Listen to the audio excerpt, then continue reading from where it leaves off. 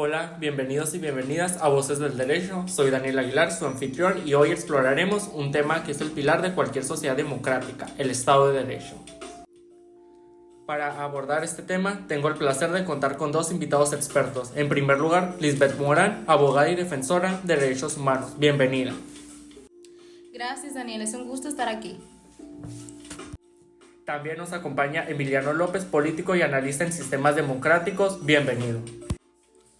Gracias por invitarme, estoy emocionado de hablar de este tema tan importante. Para comenzar, una pregunta básica pero fundamental. ¿Qué es el Estado de Derecho? ¿Cómo lo explorarían de manera sencilla? Bueno, pues el Estado de Derecho significa que las leyes son la base del gobierno y que nadie está por encima de ellas, ni siquiera los líderes más poderosos. También pues implica que las leyes deben ser claras, públicas y aplicadas de manera justa.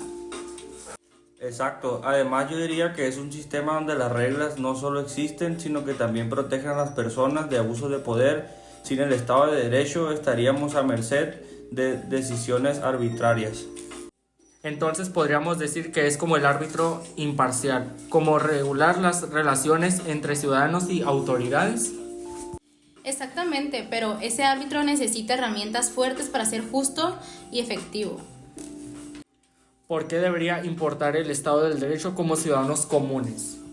Por muchas razones. Primero, garantiza nuestros derechos básicos como la libertad de expresión, el acceso a la justicia y la igualdad ante la ley. También fomenta la estabilidad política y económica. Y no solo eso, piensa en lo que pasa cuando no se respeta. Corrupción, abusos de poder, desigualdades extremas, es un desastre para cualquier sociedad. ¿Tienen algún ejemplo reciente que ilustre esto? Claro, por ejemplo, en algunos países la corrupción ha llevado a que líderes modifiquen las leyes para perpetuarse en el poder. Esto pues a su vez destruye la confianza ciudadana y debilita las instituciones democráticas. También podemos hablar de situaciones donde las leyes se aplican de manera selectiva, beneficiando a unos pocos y dejando al resto desprotegidos. Es un ataque directo al principio de igualdad ante la ley. ¿Cuáles son los desafíos actuales que enfrentan hoy para mantener el Estado del Derecho? Uno de los mayores retos es la corrupción. Cuando las instituciones encargadas de aplicar la ley son corruptas, pues el sistema entero colapsa. Otro problema es la polarización política. Muchas veces las leyes se utilizan como herramienta de poder para silenciar a otros opositores en lugar de garantizar la justicia. ¿Creen que la tecnología está ayudando o complicando las cosas? Ambas cosas. Por un lado, la tecnología permite mayor transparencia, como en los casos de denuncias públicas, pero también facilita la desinformación que puede debilitar la confianza en las instituciones. Sin duda, las redes sociales, por ejemplo, han sido usadas tanto para exigir justicia como para manipular la opinión pública. Para cerrar, ¿qué podemos hacer nosotros como ciudadanos para defender el Estado de Derecho? Primero, conocer nuestras leyes y derechos. La ignorancia es una de las mayores aliadas de los abusos de poder. Y también participar activamente, desde votar con responsabilidad hasta exigir rendición de cuentas a nuestros gobernantes. ¿Algo más? Nunca subestimemos el poder de la denuncia y la educación. Hablar del tema con nuestras comunidades puede generar grandes cambios. Y recordar que al final del día el Estado de Derecho es una construcción. Estos son algunos de los retos en el mundo actual. El derecho y los derechos humanos están profundamente conectados. ¿Sabías que el respeto por uno depende del respeto por el otro? Para empezar, una pregunta clave. ¿Cómo está relacionado el derecho del derecho y los derechos humanos? Pues es una conexión directa. El Estado de Derecho es el marco que garantiza que los derechos humanos se respeten, protejan y promuevan. Sin leyes claras y justas, los derechos quedan en el aire, vulnerables a ser ignorados o violados.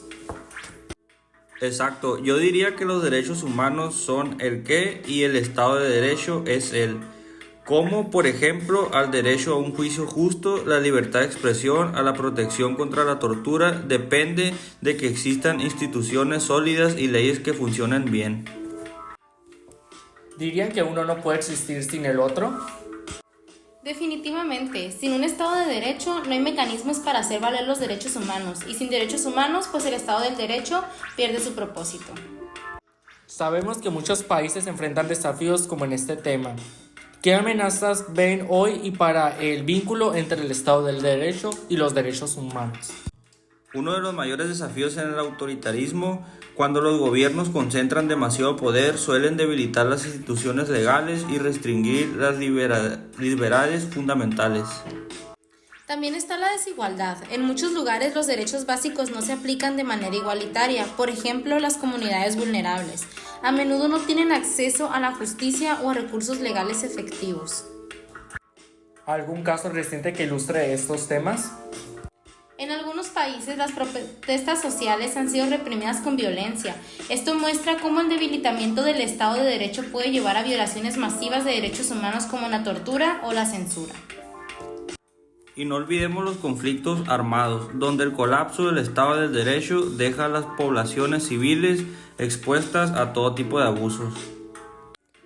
Pasemos a algo más positivo. ¿Tienen algún ejemplo donde el Estado de Derecho ha sido más clave para proteger los derechos humanos? Sí, un buen ejemplo es la Corte Penal Internacional. Es una constitución que utiliza el marco del Estado de Derecho para juzgar crímenes de guerra y genocidio, así protegiendo los derechos de las víctimas. Otro ejemplo son las reformas legales en muchos países para reconocer derechos antes ignorados, como el matrimonio igualitario, pues estas victorias son posibles gracias a sistemas legales sólidos y activismo constante.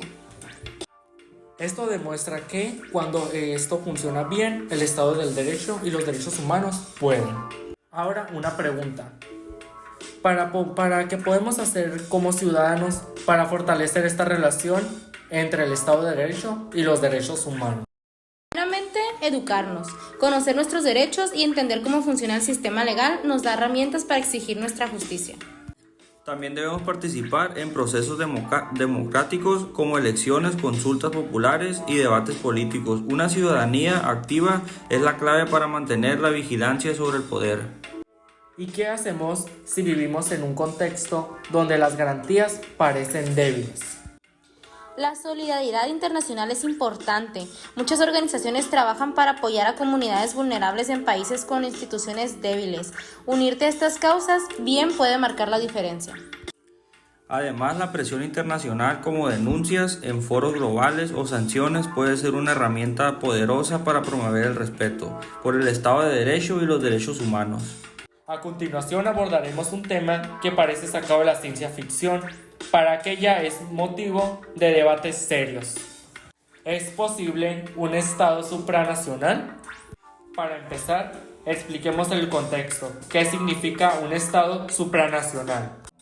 Un Estado supranacional sería una entidad política que trasciende las fronteras nacionales con capacidad de tomar decisiones y establecer leyes vinculantes por los países miembros, va más allá de una organización internacional.